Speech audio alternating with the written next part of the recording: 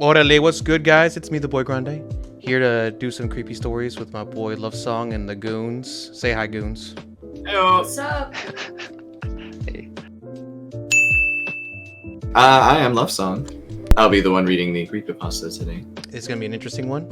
So, Love Song, if you want to go ahead and start off with the introduction, let's get it going. Yesterday, upon the stair, I met a man who wasn't there. The man at the bar said to me, nursing a fresh 2 fingers worth of keto vodka in a tumbler he cradled between his thick, calloused fingers. He wasn't there again today. Oh, how I wish he'd go away, I answered, drawing his sleepy but surprised gaze from the basin of his drink. Antigonish by William Hughes Mearns, that's what you were quoting, right? He studied me for a moment as if seeing me for the first time and trying to size me up. Most of the terminal drunks who typically drag their sorry carcasses into the tavern this time of night amuse themselves by ogling my tits or hitting on me with slurred promises of unimaginable sexual pleasure. Wait, you have tits? You sound really fucking deep to have tits. That's all I'm saying. You sound like Serenity. I am a woman. I will try to imagine you with tits, Scott, but this will be. Okay, imagine me with tits. The character is a female. Oh, okay. Okay, so I'm the character now. You're the character now. I should be doing the reading for Okay. her. Okay, not this guy. John was his name. His first name anyway, or at least that's what he told me. I didn't know his last one, didn't really care. When he said nothing, I rolled my eyes and turned away, grabbing beer mugs off of a drying rack by the sink beneath the bar and mopping beads of residual water away with a hand towel. Forget it, I muttered. Why try to carry on an intelligent conversation, much less a literary one, with someone who'd pretty much polished off a 5th of vodka, all in his own, all in less than 2 hours.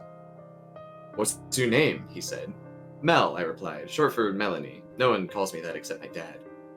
He'd asked me this before, and I'd answered him the same. I waited to see if there was any dawn of recognition in his face at the words, and I wasn't the least bit surprised when there wasn't. You drink, Meg? He asked. He'd called me Meg every time, too. I held up the mug in one hand, the towel in the other, gave both a demonstrative little shake. Not while I'm on duty. I didn't tell him I never drank because my old man was drunk, and even though he'd been clean and sober for 7 years now, once upon a time he'd like to get into the Pabst Blue Ribbon and slap me and my mother around for shits and... I had never tasted alcohol. I worked in the bar, so I would never forget it, the hot stink of booze on his breath, and how much I hated him still for that. John nodded once, fingered his glass again, and tossed back the entire dollop in one solitary swallow. That's good, he told me, his gaze wandering distantly towards a nearby pale water ring stained into the top of the bar. I wish I'd never started. Maybe then they'd leave me alone. I glanced around the pub. It was a Tuesday, almost midnight, almost closing time. Besides John on his bar stool perched before me, the place was pretty much empty. A couple of kids with greasy hair and too many crude tattoos to have earned them any place but prison loafed in a far corner, shooting pool and drinking beer. Figuring what the fuck, I had nothing better to do, I took the bait and walked back over to John. He had that cast in his eyes, a tone in his voice that my chronic drunks sometimes affect when they want to get nostalgic, or wax rhapsodically. Maybe who would leave you alone, I asked. Probably his family, his old lady and kids. He was wearing a wedding ring. Old ladies, kids, and chronic alcoholism seldom mixed company amicably. He looked at me. The Periphery people. I blinked at him, wondering if I'd heard him right. The who? Still, he studied me, his gaze unwavering, surprisingly steady, in fact, given the amount of booze he'd been knocking back that night.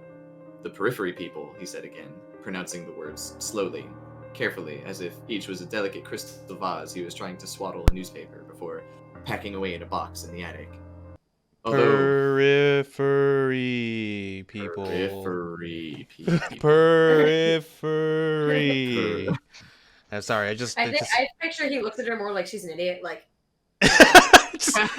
Bitch, what part of periphery do you not understand? I said it like 4 fucking times. Bitch, please, hello. It's the title of the story. Don't you get that? Thank you for the support, guys. Appreciate you checking it out. If you want to see more of this, just hit like, comment, subscribe, hit that notification bell to see the next part 2. All right, guys? Hope to see you then. Catch you in the next one. Peace.